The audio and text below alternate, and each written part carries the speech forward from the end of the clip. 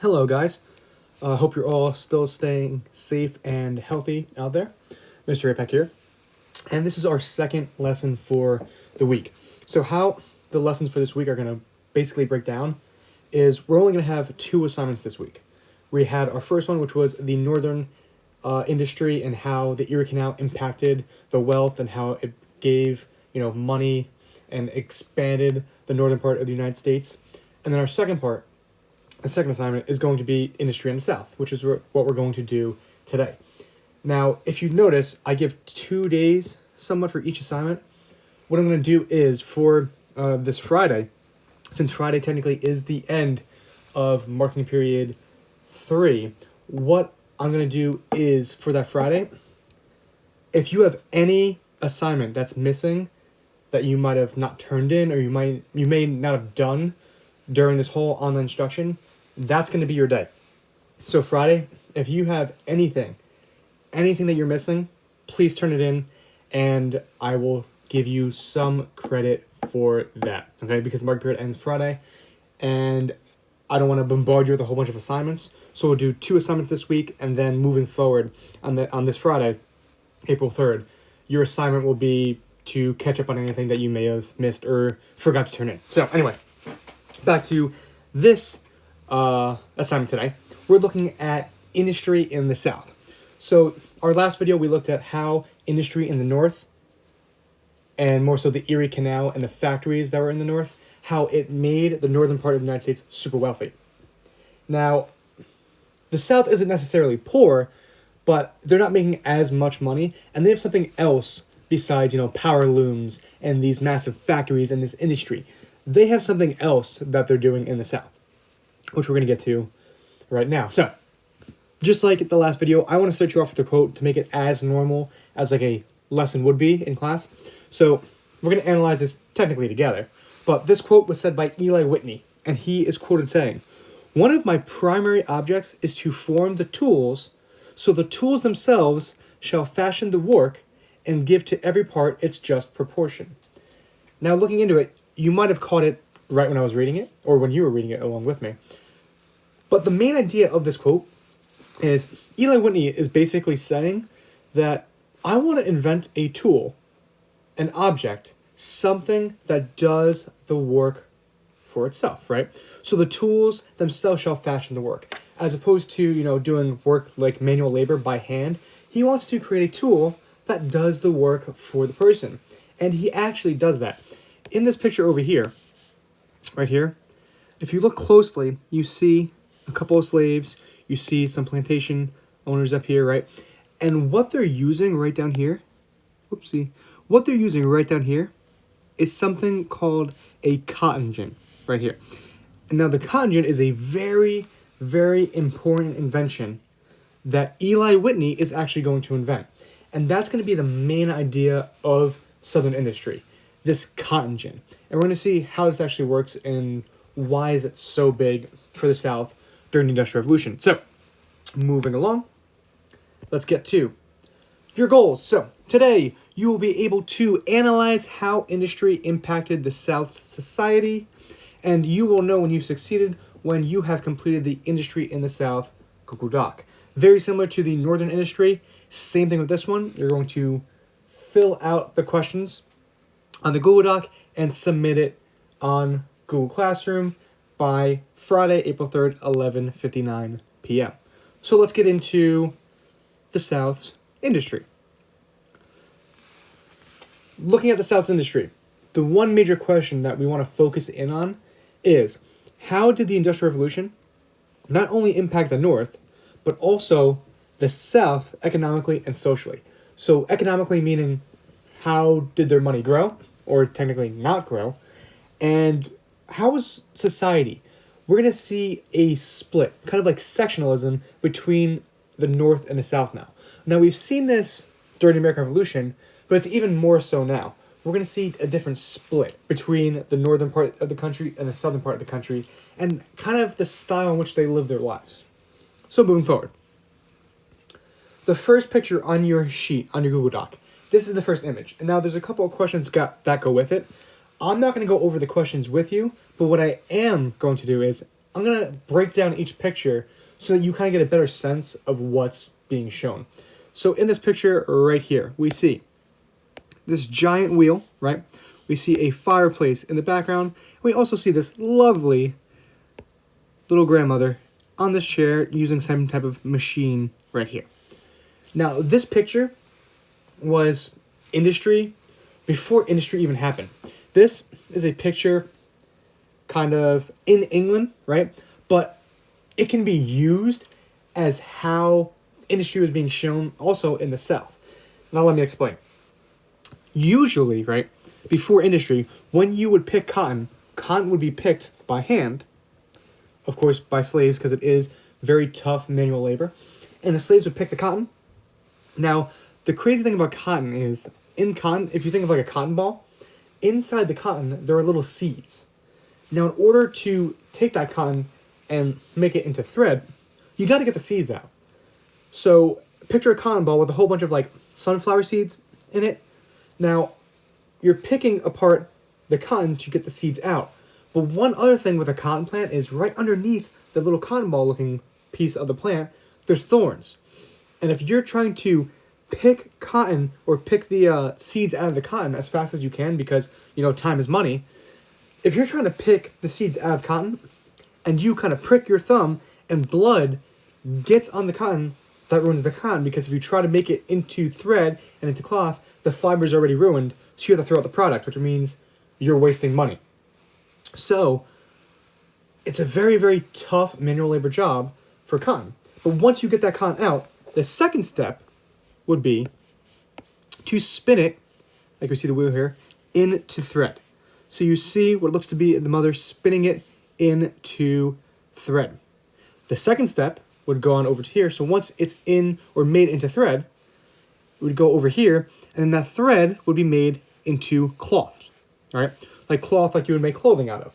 So we go from cotton ball, or the cotton plant, to the cotton ball, to thread, to cloth, and then from cloth, right here, it would go into, so cloth would go into here, into the dyeing process, where they would dye the cloth to eventually make clothing. So this was the early process of how to make clothing from cotton into thread to cloth into the eventual clothes that they were wearing. But Eli Whitney comes along and he creates something called the cotton gin. Now, if you notice, this is a cotton gin. Now, using it, I keep moving the picture, it's weird. Using the cotton gin, right? What I want to show you is, first, the cotton balls, as you can see with the seeds, the cotton balls are loaded into the machine, right? And as it goes in, there's a spinning wheel. Still, the person using the machine is by hand, but the machine has a wheel with spikes on it, and as the cotton goes through, it separates the seeds from the actual cotton, and the seeds fall in, and the cotton gets moved along, brushed out, and in return is made into nice clean cotton, which is a faster process for picking cotton, but also it makes it so much easier to get pure cotton to make thread and cloth. So this is a major, major invention, especially for the South. Because South, you have cash crops such as cotton, tobacco, indigo, rice, but we're focusing in on cotton. And this machine helps the cotton process of picking the cotton, separating the seeds from the cotton, and creating it into thread and cloth to make clothing so much easier. This is an amazing invention made by Eli Whitney for the South to advance in their cotton production. Now, of course, if the cotton gin makes the process of picking cotton that much faster, right? It's a faster process to get the cotton the way you need it. Prices are going to skyrocket, and also, you know, the need for cotton is going to skyrocket as well. People are going to want more cotton to make these products, right? Because it's going at such a fast rate. So moving on to the second picture, if you notice, cotton production is going to ramp up, okay? So on the left-hand side, we see bales of cotton in the millions, okay? So millions of bales of cotton on the left-hand side, and then we see the years at the bottom. Now, the Industrial Revolution happens in between 1820 and 1840. And if you notice, cotton production was pretty low. It wasn't even close to 1 million bales yet. As it moves up, 500,000 in 1820. And then as the Industrial Revolution happens, right in between, right, so like 1830s, it skyrockets to close to 1.5 million bales of cotton.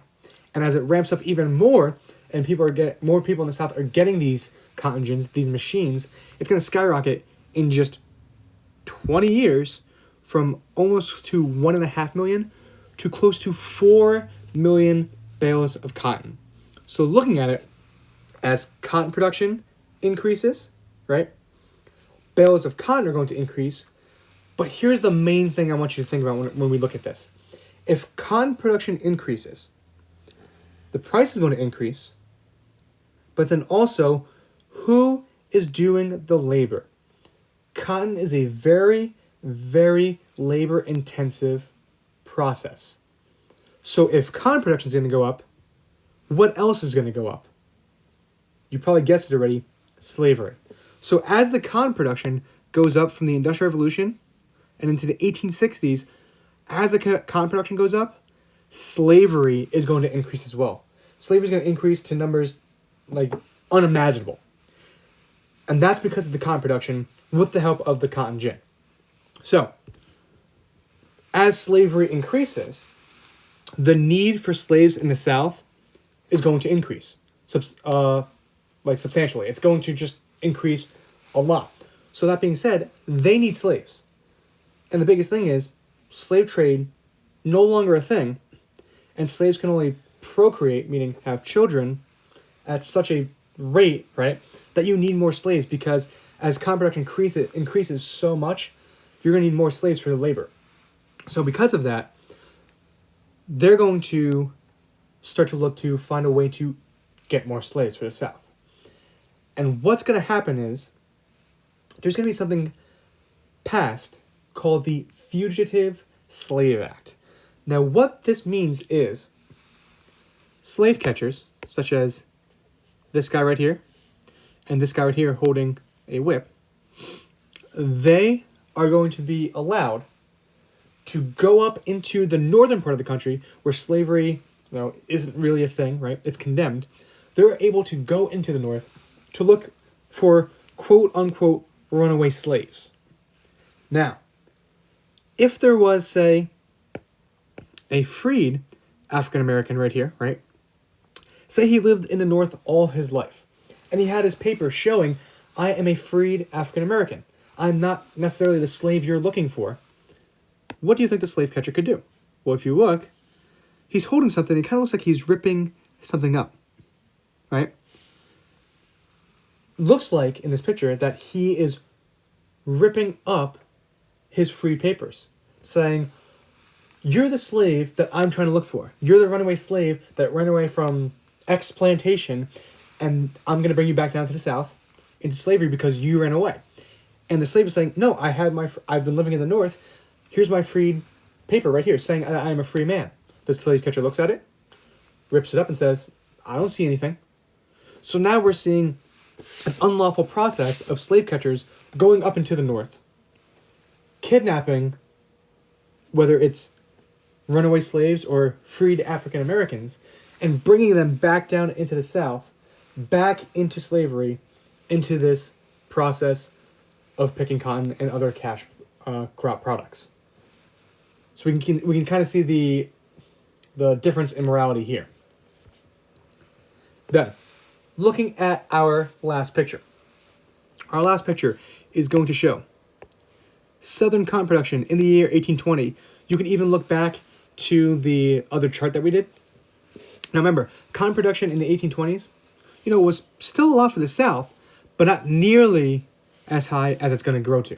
So we see in 1820, right, the yellow is other production areas, not that many, right? We still see them producing cotton, but the red was major cotton production, mainly in South Carolina. As we fast forward to 1860, the height of this industrial revolution and all these new technologies coming about, especially in the South, you could see the yellow increases like super amount. Not only just in the South, but now we see it happening out into the west, into these western like new states and territories. So we see it going out into the west, but also the red, we see major cotton production areas, which is increasing the need for cotton, which is in return going to increase the need for slaves to pick the cotton, because again, it's labor intensive. So using all this together, we saw in the north how the north had the Erie Canal connected trade from the Atlantic Ocean to the western part of the United States. With the use of factories, the factories would make the products, push them out, and trade them out into the United States. In the south, it's going to be cotton production. Because of this invention that Eli Whitney created, the cotton gin, it's going to increase cotton production, and since it increases cotton production, it's also going to increase the need for slaves, which is going to start pushing us into the direction of maybe say, hey, a civil war and secession. But we're going to get to that later on in this year. So this was a brief example of each and every single picture. Now use that information to answer the questions. Remember, this assignment is due at 11:59 Friday, April 3rd. So please get it done, and I will see you in the next video.